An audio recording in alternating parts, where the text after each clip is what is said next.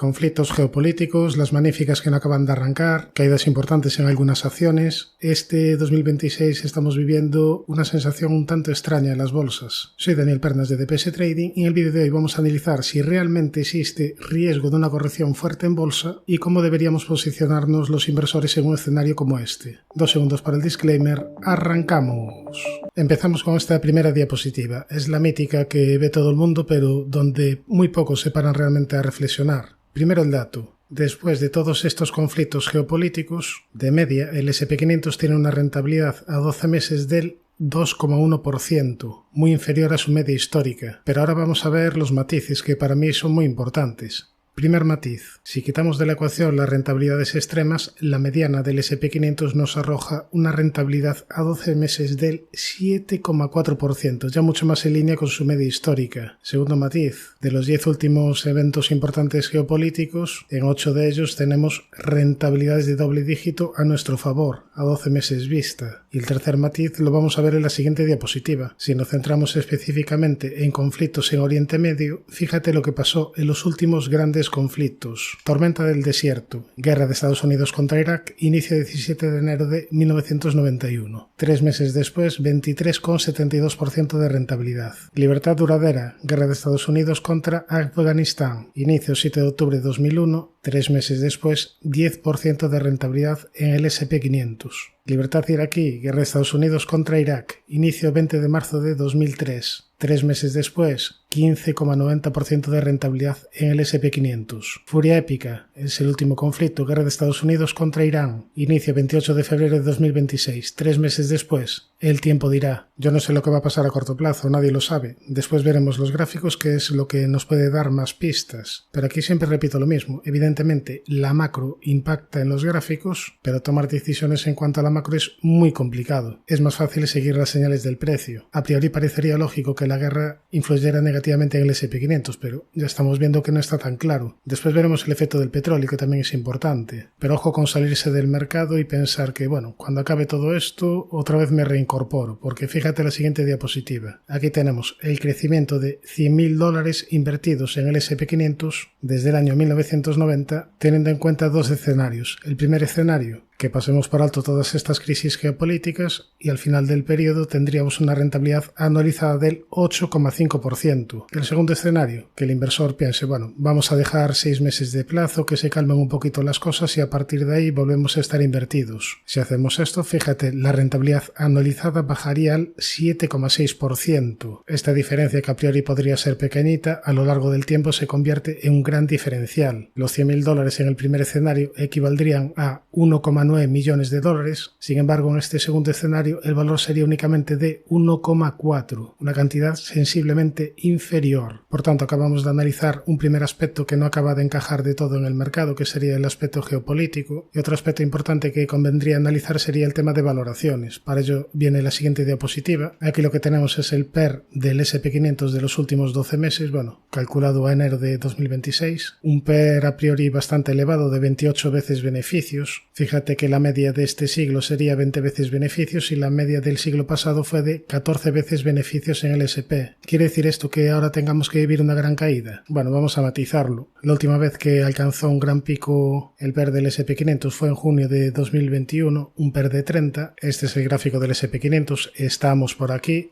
A partir de ahí continuó con las subidas, pero desde este punto, si cogemos la máxima caída, fue de un 17%. Una caída importante, pero una caída relativamente normal dentro de cualquier mercado. Y miramos la evolución del S&P 500 con perspectiva, mira dónde estamos ahora, casi un 60% por encima de ese nivel. Por tanto, barata tampoco es que esté la bolsa. Ya hemos visto en el vídeo de las magníficas que tampoco es que estemos hablando de, por lo menos en las magníficas, de burbuja ni mucho menos. Incluso algunas están a nivel atractivo, pero en general el mercado sí que está un pelín caro. Pero aquí estamos hablando de PER, estamos hablando de los últimos 12 meses. Al final el mercado lo que descuenta es expectativas, y si nos vamos a ver el crecimiento esperado de los beneficios, fíjate que para este año se espera un crecimiento de los beneficios por acción de un 14% y para el año que viene de un 16%. Por tanto, ¿podría venir una caída, por ejemplo, de un 15%? Perfectamente. Es una caída de todo normal y a partir de ahí se podrían retomar las subidas. Después, repito, veremos los gráficos y niveles a tener en cuenta. Estamos hablando ahora solo de posibles escenarios. Otro aspecto a considerar son las grandes subidas del petróleo. Eso ya casi vamos a ver ahora el gráfico para ver lo que acaba de activar. Decíamos que tenía una zona de resistencia importante en esta doble directriz y en esta zona sombreada azul. Y bueno, superó esta resistencia y ahora mismo tiene activado un objetivo alcista, el Brent, hacia niveles de 103. Es verdad que ya está entrando en zona de bastante sobrecompra. Respecto al otro petróleo, el Texas, también tiene objetivo activado. Objetivo hacia zona de 101. También está en zona de sobrecompra que empieza a ser importante. Por tanto, a corto plazo puede haber volatilidad.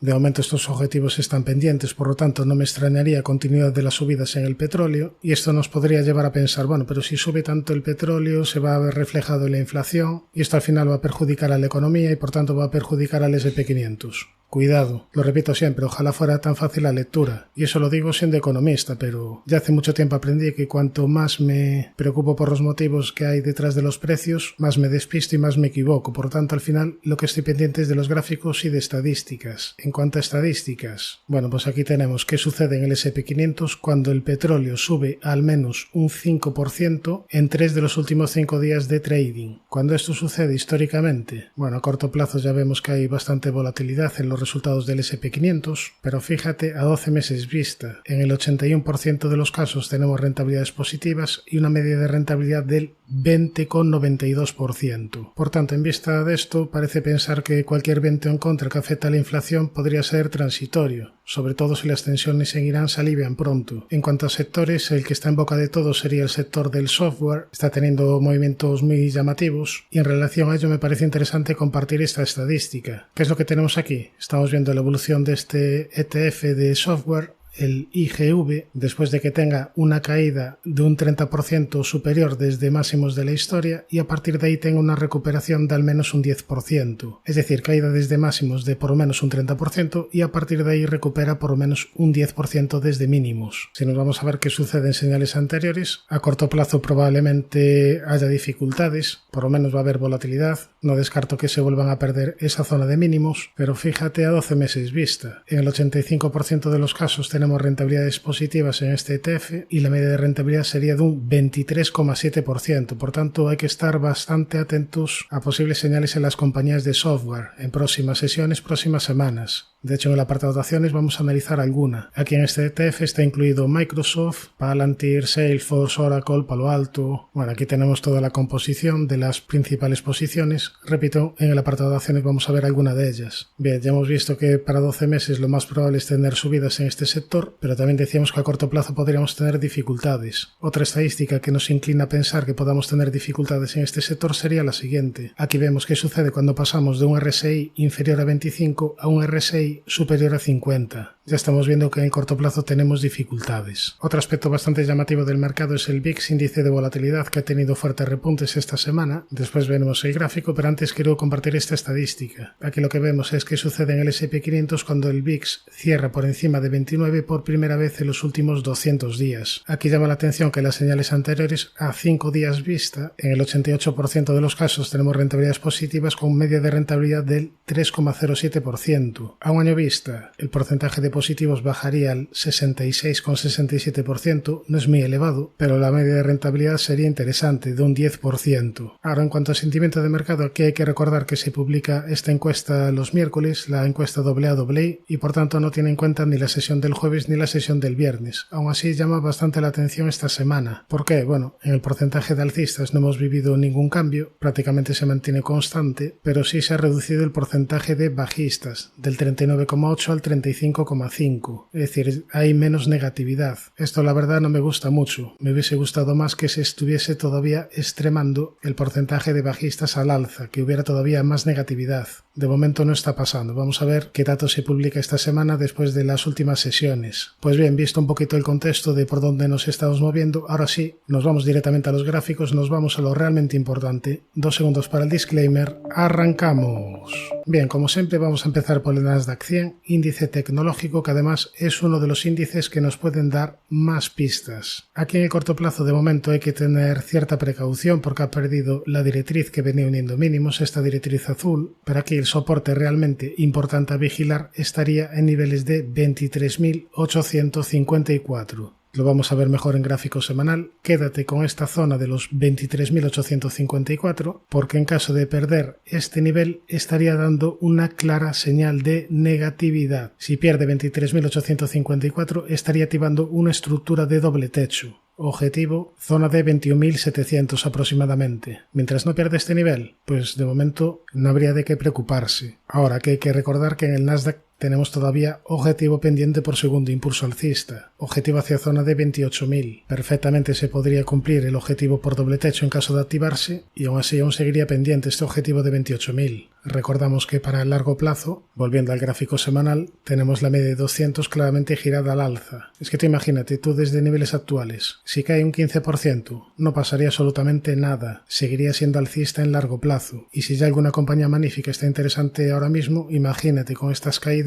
se pondrían todavía mucho más atractivas. Ojo, repito que todavía no se ha activado este escenario, es un nivel a vigilar, pero en caso de darse hay que estar muy atentos a posibles oportunidades. Ahora, volviendo de nuevo al gráfico diario, parece que os estoy mareando un poquito. Hemos visto ya zonas de soporte. ¿Cuál sería la primera zona de resistencia? Esta zona sombreada amarilla, zona de los 25.383. En caso de superarla daría una primera señal positiva. Después más arriba tendría resistencia en zona de máximos de la historia, zona de los 26.182. Bien, nos vamos al SP500. Un SP500 que esta semana ha dado una primera señal de debilidad. Aquí decíamos que había que vigilar este movimiento lateral y bueno, acabó rompiendo a la baja. Si proyectamos, nos saldría un objetivo bajista hacia zona de 6.574. Ahora bien, dicho esto, de momento la media de 200 está en fase ascendente y aquí tenemos un obstáculo para las caídas. Tenemos un aliado para los alcistas. Vamos a ver si desde aquí es capaz de reestructurarse. Otro aliado para los alcistas es el otro objetivo que tiene pendiente, en este caso por este rectángulo roto al alza. Objetivo zona de 7.266. Solo se anula si se pierde niveles de 6.521. También hay que recordar que tiene objetivo todavía pendiente por segundo impulso hacia zona de 7.460. Si nos vamos a un semanal, tendencia claramente alcista, media de 200 semanal en fase ascendente y con soporte clave en esta zona, 6.521. Precaución si pierde este nivel porque estaría activando una divergencia bajista en semanal. Pero aquí repito un poquito el argumento que comenté en el Nasdaq. Imagínate, cae desde niveles actuales un 15%, no pasaría absolutamente nada para largo plazo. Bien, pues continuamos, nos vamos al Dow Jones, vamos a ver gráficos semanal, tendencia alcista, mínimos y máximos crecientes con zona de soporte importante los 36.611. Antes de llegar a este mínimo relevante tendría zona de soporte en los 45.073 o la media de 200 semanal que está en fase ascendente.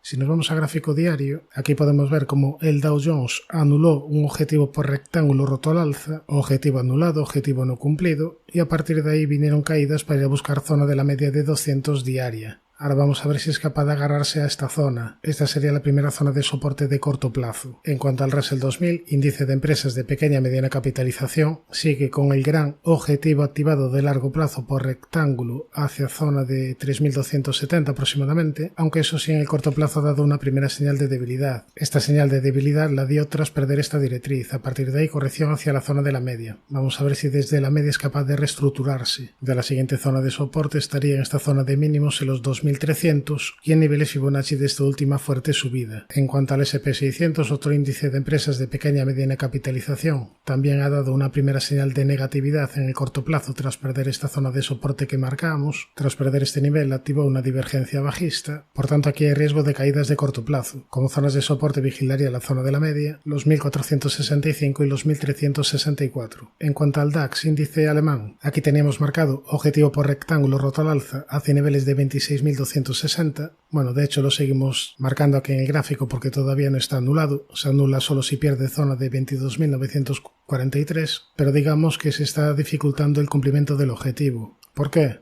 Bueno, aquí dio una primera señal de negatividad tras la aparición de este hueco bajista y ahora esta semana ha vuelto a dejar un nuevo hueco bajista perdiéndose la zona de la media. Por tanto, dificultades a corto plazo. Vamos a ver si es capaz de respetar el soporte de los 22.943. Si nos vamos a un semanal, aquí mucha precaución con este nivel de los 22.943. Si se pierde esta zona estaría activando una divergencia bajista y ahí había probabilidades en este escenario de ir a buscar la siguiente zona de soporte importante, zona de la media de 200 semanal. En cuanto al Eurostoxx, futuros. Aquí tenemos gráfico semanal con fuertes caídas durante esta semana, aunque para medio y largo plazo la media de 200 sigue en fase ascendente y el último mínimo relevante pues está bastante lejos en esta zona, entre los 4.473 4.540. Si nos vamos al IBEX, índice español, aquí se anuló el objetivo que habíamos marcado por rectángulo roto al alza, lo vamos a borrar. Ya estamos viendo varios índices que están pasando dificultades en el corto plazo. En este caso te avisó de posible dificultad tras la aparición de este hueco bajista y bueno, terminó por anularlo. Ahora tendría primera zona de resistencia, estos máximos de la vela del jueves, zona de 17.750, primera zona de soporte la media. Si nos vamos a un semanal, es que fíjate la gran subida que lleva el IBEX. Desde octubre de 2022 una subida de un 160%. Cuando sube tan vertical siempre hay riesgo de que venga una corrección proporcional. ¿Va a ser justo ahora la corrección?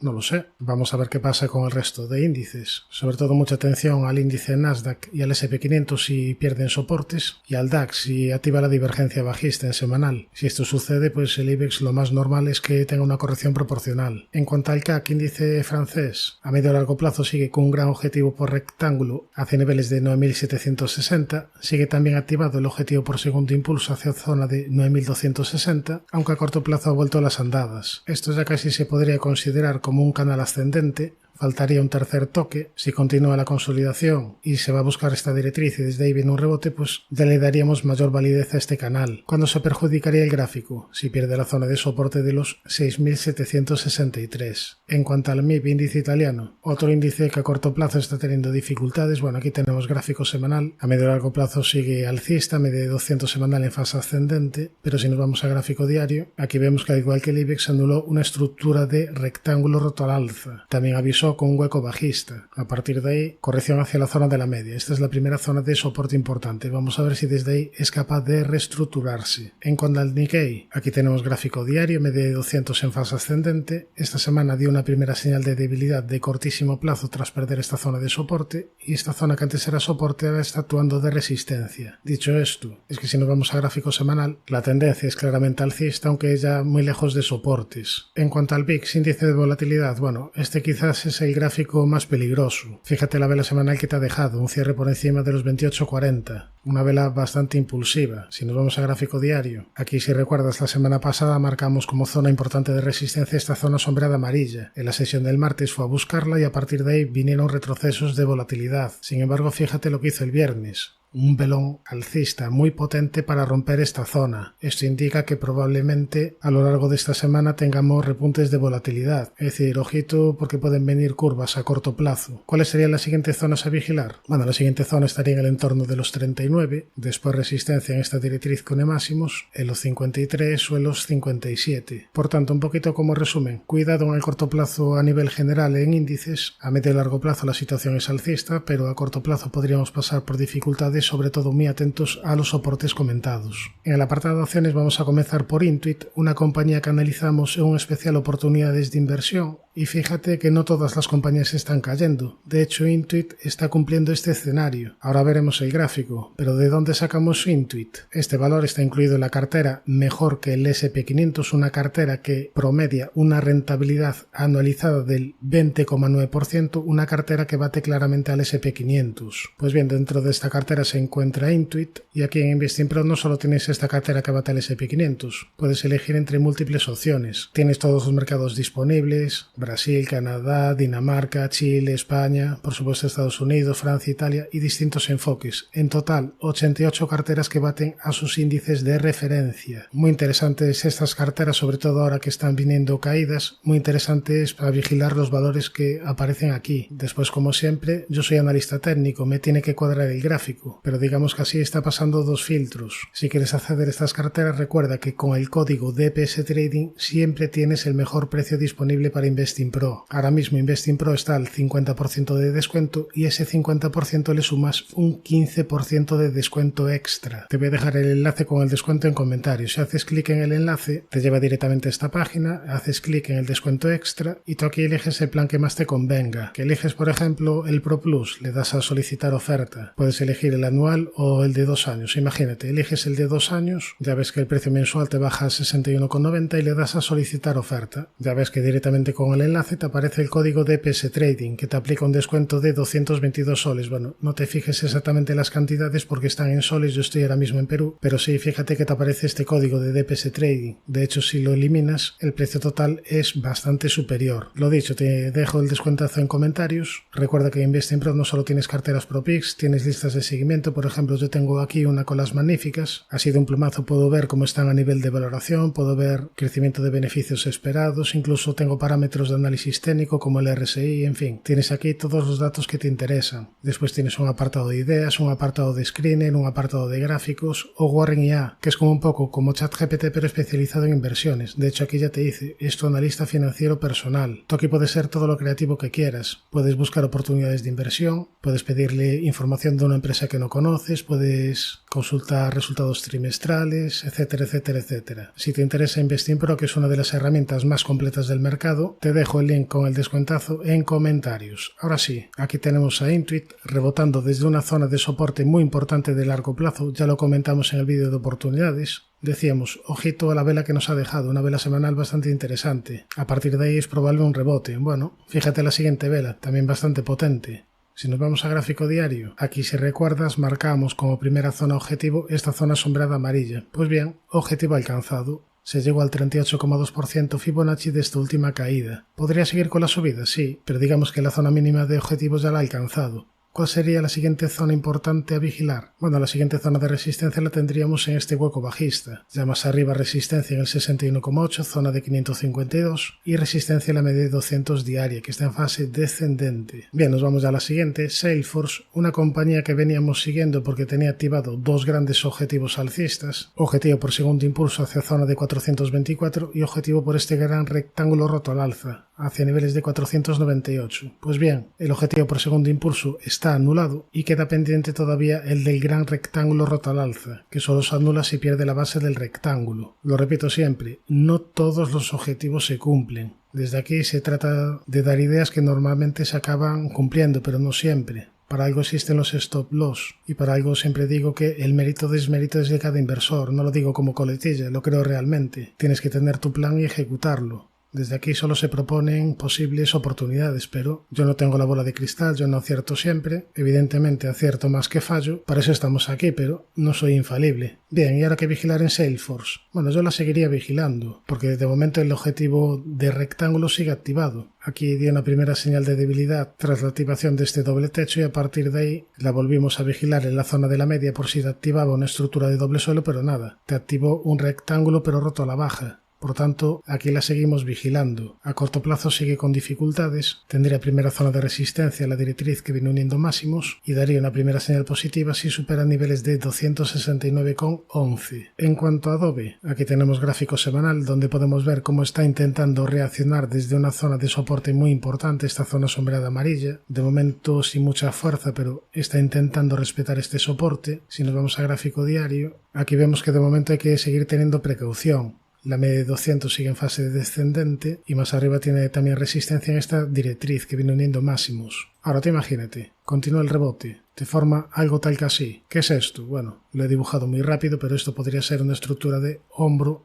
cabeza, hombro invertido. Estoy alucinando, esto no se ha formado todavía, queda muchísimo. De hecho, la media de 200 sigue en fase descendente y esto solo es un posible ejemplo, no te lo tomes a rajatabla. Lo que quiero ejemplificar es que aquí de momento hay que seguir teniendo precaución, pero ojito, hay que tenerla en vigilancia. Si te forma alguna estructura de cambio de tendencia es una acción interesante. Mientras eso no suceda, precaución. Bien, la siguiente, CrowdStrike. Aquí empezamos por gráfico semanal. Bueno, CrowdStrike que se encuentra en tendencia alcista a nivel semanal, mínimos y máximos crecientes y con zona de soporte importante en la zona de la media. Fíjate desde ahí la reacción alcista. Ahora, si vamos a gráfico diario, aquí hay que seguir teniendo precaución porque la media de 200 sigue en fase descendente, media de 200 diaria. Esta es una zona de resistencia importante y también tiene resistencia en esta directriz. Vamos a marcarla. ¿Posibles estructuras a vigilar? Bueno, antes de llegar a estas zonas tendría resistencia en esta zona sombreada amarilla. Imagínate, cae un poquito, recupera, pues ya tienes un hombro, cabeza, hombro invertido, figura de cambio de tendencia. Otra posible estructura que vaya a buscar mínimos y a partir de ahí rebote. Bueno, pues ya tendrías un doble suelo. Bueno, hay que seguir esperando, de momento es prematuro entrar en esta compañía. Respecto a Palantir, que me lo habéis pedido muchos. Bueno, Palantir que ha tenido un pequeño rebote desde que te activó una pequeña estructura de doble suelo, aquí en esta zona pivote importante. Vamos a marcarla para que se vea mejor. Aquí tenemos la estructura de doble suelo, una estructura que ya estaría más que cumplida. Ahora, va a tener dificultades en la media de 200 diaria, que está ligeramente girada a la baja. Si nos vamos a gráfico semanal, aquí vemos la reacción alcista del precio desde una zona pivote relativamente importante, intermedia. Yo no sé si esta corrección ya ha sido suficiente. De momento la media sigue un poquito alejada del precio. Yo de momento seguiría teniendo un poquito de precaución. De hecho, técnicamente es que tiene activada una divergencia bajista, aquí la vemos, en semanal. Máximos crecientes contra máximos decrecientes en indicadores. Por tanto, primera reacción alcista de corto plazo en el precio, pero no descarto absolutamente ningún escenario. Ahora nos vamos a la siguiente, PepsiCo, donde aquí hemos tenido que ajustar el gráfico por dividendos. Aquí ya la habíamos analizado porque había activado una estructura alcista por hombro, cabeza, hombro invertido. A partir de ahí se fue a buscar la primera zona de resistencia importante, esta zona sombreada en el entorno de los 169-170, y de momento no ha podido con ella. Lo más probable es que acabe superándola porque el objetivo alcista por hombro, cabeza, hombro invertido estaría a un nivel más superior no, Daniel, más alto, ya no sé lo que digo, no se puede decir más superior, pero aquí el caso es que sería bastante probable la continuidad de las subidas, al menos para ir a testear zona de máximos de la historia, zona de los 177,88. De hecho, el objetivo alcista sería en niveles superiores al máximo de la historia. Además, fíjate, la gran vela alcista que te dejó hace unas cuantas semanas. Es verdad que no pudo superar la zona de resistencia comentada, a partir de ahí se ha venido abajo, pero viendo la estructuración del precio sería bastante probable superarla. Ahora, si nos vamos a gráfico diario, aquí en la sesión del viernes nos marca cierto soporte de los $156. En caso de perder este nivel, podríamos ver quizás una corrección hacia la zona de la media. Y ya por último, si rizamos un poquito más el rizo, te imagínate que corrija hasta esta zona, se pasa un poquito lateral y se vaya a superar la zona de resistencia de los $170, que estaría formando una estructura de gran hombro, cabeza, hombro invertido, con un objetivo todavía más ambicioso. Estos son posibles escenarios. Lo que dije antes, de momento no tenemos nada, pero siempre está bien tener previstas diferentes situaciones. Ahora nos vamos a una acción muy pero que muy interesante, Deutsche Börse, compañía alemana que ya habíamos analizado en una de las muchas oportunidades de inversión que estamos viendo últimamente en el canal. Si no has visto los vídeos, te recomiendo que los veas. Algunos te los voy a dejar en comentarios. Y bueno, una de las compañías interesantes que analizamos era esta. ¿Por qué? Bueno, lo vemos mejor en gráfico semanal, más claramente. Desde la zona de la media de 200 semanal está reaccionando el precio al alza. Y tras superar los 234,1 acaba de activar un objetivo por doble suelo, además acompañado con divergencia alcista en semanal. Todo apunta a continuidad de las subidas, tiene objetivo hacia zona de 263 euros aproximadamente. Fíjate que esta es una compañía muy alcista en el largo plazo y bueno, tras una corrección hacia la zona de la media, todo apunta a que se reanudan las subidas. Ahora si nos vamos a gráfico diario, aquí fíjate que la media de 200 ya se está girando al alza, media de 200 diaria, lo cual es positivo. Esta es la primera zona de soporte importante junto a los 234 euros. Y fíjate que aquí teníamos también distintos escenarios sobre la mesa. Uno era un posible hombro, cabeza, hombro invertido que no se llegó a activar. Y otro decíamos, si no se llega a activar el hombro, cabeza, hombro invertido, quizás pudiéramos ver testeos hacia la zona de mínimos y si desde ahí rebota, esto se consideraría un lateral, que es lo que acabó finalmente produciéndose. De hecho, la primera señal positiva ya se produjo antes, tras la activación de este otro rectángulo amarillo. A partir de ahí, continuidad de las subidas y tras superar los 234,1 se activa el objetivo del que hablamos anteriormente. Buen aspecto técnico, lo más probable sería continuidad de las subidas. Nos vamos a Campari, donde aquí hace tiempo habíamos avisado de un objetivo alcista por doble suelo con divergencia hacia zona de 7,70, objetivo todavía pendiente. Además, por el camino te había activado otro objetivo, en este caso por rectángulo amarillo roto al alza, hacia niveles de 6,90, objetivo también todavía pendiente. Si no fuera poco, esta semana ha dado una nueva señal positiva. ¿Cuál ha sido? Este hueco alcista que todavía está por rellenar. ha dejado atrás la zona de la media y ahora vamos a ver si la media de 200 se gira al alza, lo cual sería positivo para ver más subidas. Como resistencias, los 6,77 y los 6,83. En cuanto a Nestlé, la seguimos en vigilancia. Aquí dio una primera señal positiva la compañía suiza tras la superación de esta directriz, pero no ha podido con la primera zona importante de resistencia. Marcamos los 85,06 como nivel clave porque en caso de superarlo activaba una estructura de doble suelo. De momento no ha podido con ella. Si supera 85,06 activaría objetivo alcista hacia zona de 98,7. Además, si supera 89,43, lo vemos mejor en gráfico semanal, activaría incluso un objetivo más ambicioso por cuádruple suelo hacia zona de 106,8. Fíjate que de momento se le está atragantando a la zona de resistencia de la media de 200 semanal. Desde ahí era natural que quizás a la primera no pudiera con ella, pero la seguimos en vigilancia. Vamos a ver qué hacen próximas sesiones. En cuanto a Meliá Hoteles, aquí tenemos gráfico semanal con zona de soporte importante la media de 200 semanal y la directriz que viene uniendo mínimos. Esto quizás se pudiera tomar como una especie de triángulo ascendente roto al alza, aunque es verdad que está teniendo bastantes altibajos, lo podemos ver mejor en gráfico diario. Fíjate, supera la resistencia con esta vela potente, todo indicaba continuidad de las subidas, pero fíjate que hace después una vela de más a menos y además dejándote hueco bajista. A partir de ahí, bueno, ahora parece que de nuevo quiere reaccionar al alza desde la media de 200. Pero sigue este hueco abierto. Por tanto, aquí soy ligeramente alcista, pero con mis reservas por este hueco que todavía está por rellenar. Si se rellena el hueco y se superan los 8,59, yo ya creería bastante probable continuidad del rebote. ¿Hasta dónde? Bueno, al menos hasta aquí, zona de los 9,70 aproximadamente, que coincidiría con esta antigua zona de soporte y con la directriz bajista principal. Digamos que el objetivo alcista por triángulo ascendente sería todavía hacia niveles superiores, pero ahí podría encontrar ya una primera importante dificultad.